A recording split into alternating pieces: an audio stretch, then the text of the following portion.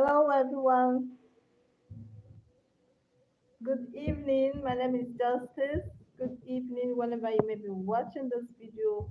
Whenever it is, good evening. Okay. So you're welcome to Sunday Life with Justice. I just remembered this name right now. Welcome to Sunday Life with Justice from the Honest Academy. Okay, so today's topic we're going to talking about how to build courage. Courage. How to build courage. This topic came to me not quite long while I was in service. It was actually what was discussed today. So I said, as fashion designers, we need this. We need to talk about how to build courage, maybe as a fashion designer, maybe as someone who has a skill, maybe whatever it is that you're doing. How do we build courage? Okay, so that's the topic for today, and I did it slash confidence because what exactly is courage? Courage, according to definition, is an act of being confident, right? The ability to be confident despite difficulties. The ability for you to do something that frightens you is courage. You have a situation at hand that is very terrible, very frightening, very overwhelming. You don't know what to do, but then you are courageous, you are confident, you know that you're going to come out um, fine. Let me put it that way, you're going to come out victorious. You're courageous. Whatever it is that happens, even if it means the other way around, you still stand your ground. That is an act of being courage or courageous or being confident. Now, one thing we need to know is that being courageous or being confident is not a trait that is passed from parents to children. Okay? If you look at me now, maybe I look like my father or I look like my mother. Maybe I have their hairline or I have the nose, or maybe you have a long nose and someone will say, oh, you took after your father with your nose, right? Courage does not always come that way.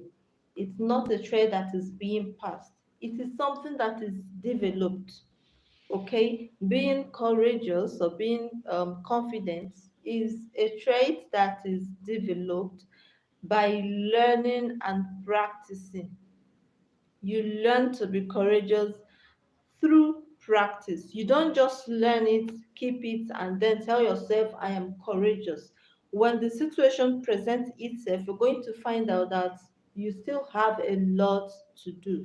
So you learn to be courageous, you develop it by learning, and then through practice. Okay, so this is where the role of a mentor or a role model comes into play, because by developing, you need someone to look up to, you need someone to look at, someone who is actually having all the qualities of one who you admire as being courageous. Let's say you're a fashion designer, I am a fashion designer, or maybe you are a fashion designer also. How do you develop the act of being courage or courageous, the act of being confident? By looking at someone, right? Since we said it's something that is developed, you have someone who has gone ahead of you, someone who is doing well in the area that you want to do well, despite the difficulties that comes his or her way. He or she is still standing strong, doing beautifully well. The person, a role model, might know you, might not know you. So it's not a case of the person will sit you down and begin to tell you what to do and what not to do. You learn by watching. You watch what the person does, you watch how he or she does what they do, and you try to put yourself in situations that you can ask, if this person is in this situation, What will he or she do? You try to copy and practice. By copying, I don't mean that kind of copy that is in your mind, but then you're copying to be courageous. Your situation and their situation might not be the same, but somehow they are related because they are walking in the footsteps that you also want to walk. You see yourself being where they are. Okay, so that's having a role model which can help you to become a courageous person. Now, we've talked about looking at people or watching people who you admire to be courageous and taking after them, learning from them. Okay, what is that thing that they do that you also can do? Or if you find yourself in such situation, how do they do it? What do they do? You learn by watching and practicing. And that practicing is what I term copying. Okay. Now, one thing that stands out with someone who is courageous or confident in his or her skill, number one thing is mastering the skill that you have. You cannot be confident, let's say, as a fashion designer. You cannot be confident as a fashion designer when you do not know your skill very well. In fact, it is very, very difficult. If you do not know the art of fashion designing, okay, let's just say you are a joiner, you are a tailor, you make use of the sewing machine, you sew, okay, you cut and sew, but you have not mastered the act of cutting and sewing. My sister, my brother, it will be difficult for you to be confident in whatever it is that you're doing. Even if your work is just to speak to people, but you do not know what you want to say, it is difficult to be confident. It is difficult to be courageous. It is difficult to stand your ground whenever situations that are somehow present themselves. You will find yourself lacking in courage, lacking in what to do, lacking in confidence because you've not mastered what you want to do. So now, if you are a fashion designer and you're seeking for ways to be confident, especially with your customers, with your clients, with your students, with whoever, you're seeking for ways to be confident, you're seeking for ways to be courageous in whatever situation they may come, in whatever circumstances. Number one thing you need to do is that you need to master your skill. Courageous people master their skill. Confident people master their skill. You are the one that know where you're lacking when it comes to your skill. What is that thing that you need to learn?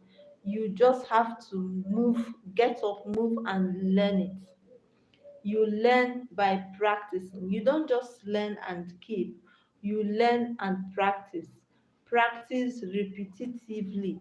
Okay, you don't just practice for once and tell yourself that you've mastered it. You don't master by one time practicing, you master by multiple practicing, right? So role models who you admire are known to be masters in their skill. So when you place someone as a role model, you need to watch the person closely. Number one threat of someone who is a role model or who is courageous or confident with his or her skill is that they have mastered their skill. They are confident through practice. All right. Number two is that they don't just master once, they master through multiple practices.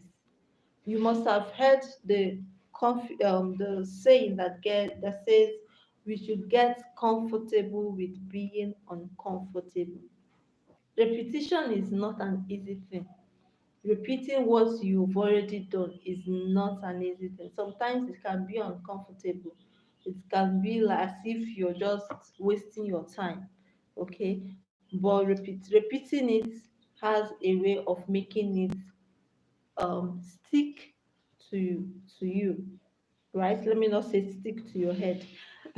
It has a way of making it stick to you. So once you practice repetitively, you're sure of what you're doing. Definitely, you become confident. There is no two ways about it. You just have to be confident, because even if someone should come and tell you this thing you're doing is not how it is done, because you've done it multiple times, there is nothing anybody will tell you that will make sense to you, because you've known what you're doing. You've practiced it so many times and it comes out fine. Repetitive practice can be likened to being persistent, but then there is a difference. We can say being persistent in times or situations that are not favorable.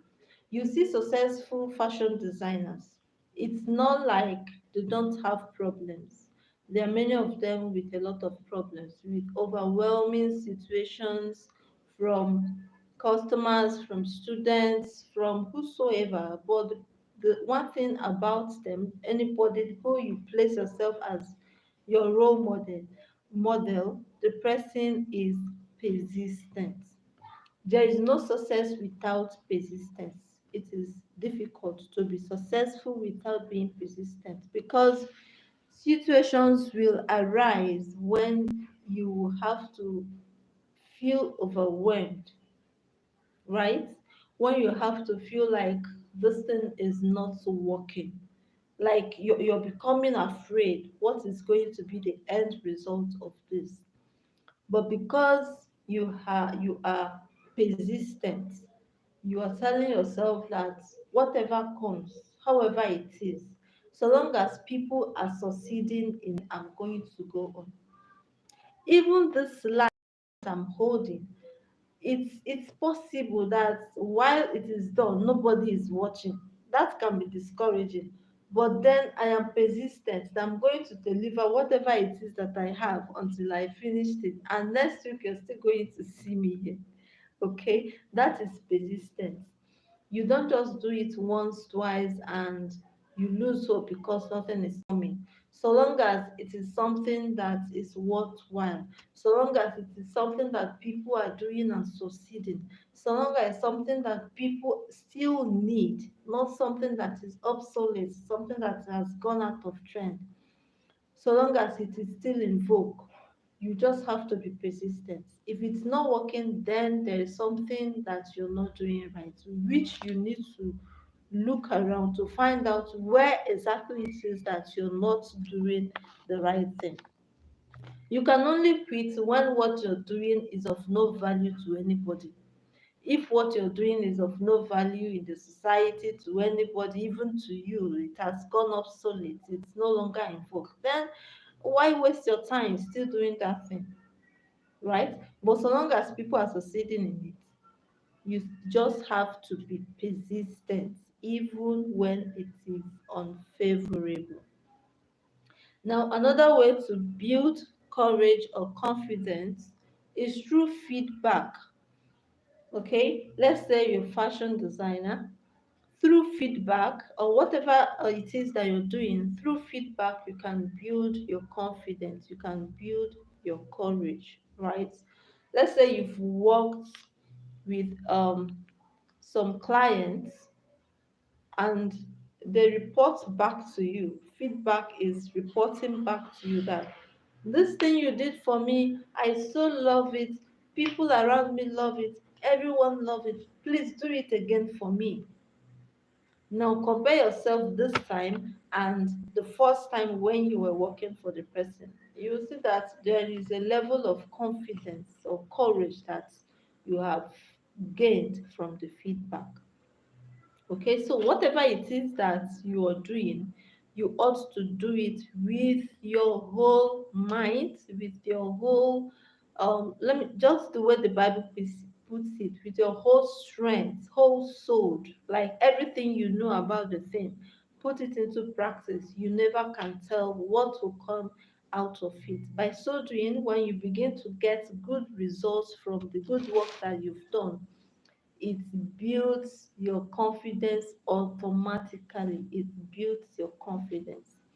Okay, so at this point, at this time, We have so many things that can get us to be discouraged as designers or as whatever skill that you have.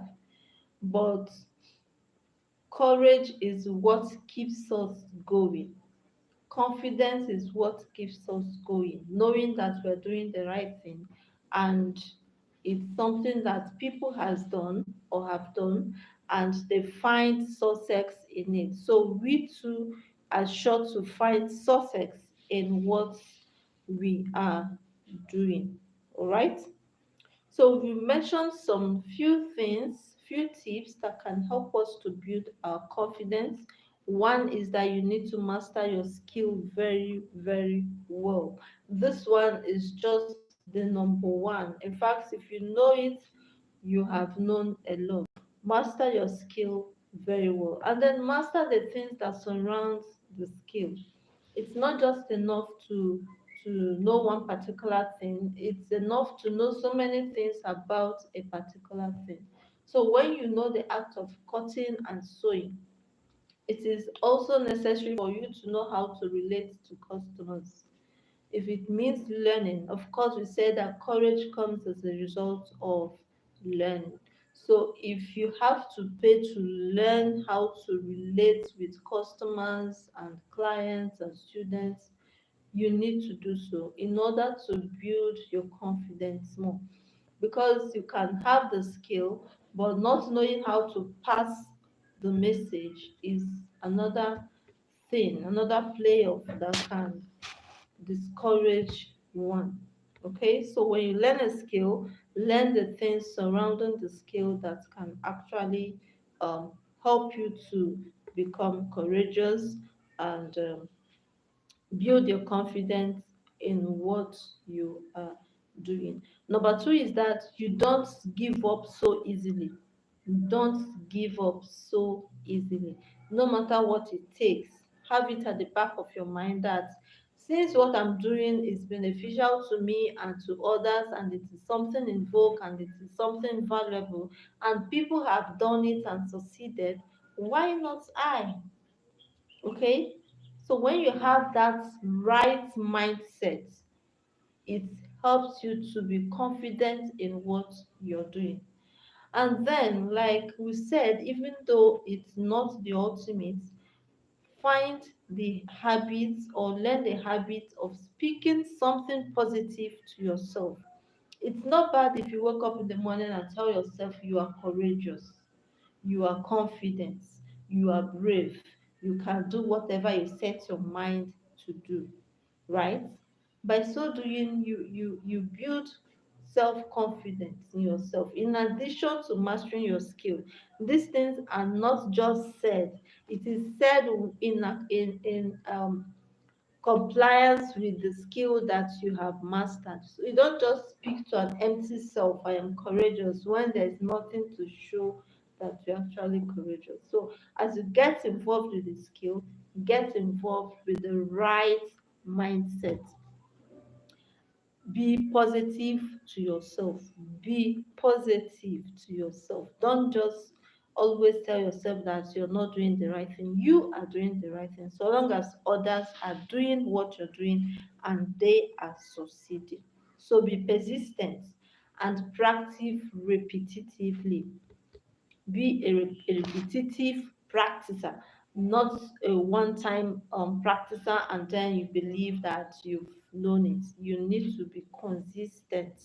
You need to be persistent. And then have a role model, someone you look up to who is doing what you want to do or who is where you want to be. Watch the people. It's not just enough. If you can get close to them, fine. But where you are not able to get close to them, from afar, you can watch someone because courage is learned and practiced, not just something that is transferred. Just like success in any business is not transferred, right? Riches can be transferred, wealth can be transferred, but success cannot be transferred. It's not something that a parent transfers to his or her child. It is something that you have to develop. something that you need to work on in order to be successful. So it is developed, practice, it is learned, and you need to be repetitive about that which you know that is going to make you successful. All right. I said we're not going to take time, we're not going to spend so much time here. 20 minutes, it's gone already. So I hope that you've learned something from this live, and in the next live video we'll be having next week, we'll have other topics that we want to talk about. If you have a particular topic in mind that you want us to talk about, let's make it interactive. All right. If you've watched me, thank you so much for watching. Yet to see someone here. You can say hi, okay? You can say hi so that I will know that you're actually watching this live. All right, so this is where we're going to be. Please give the video a thumbs up. This is where we're going to be stopping. I'll see you next week.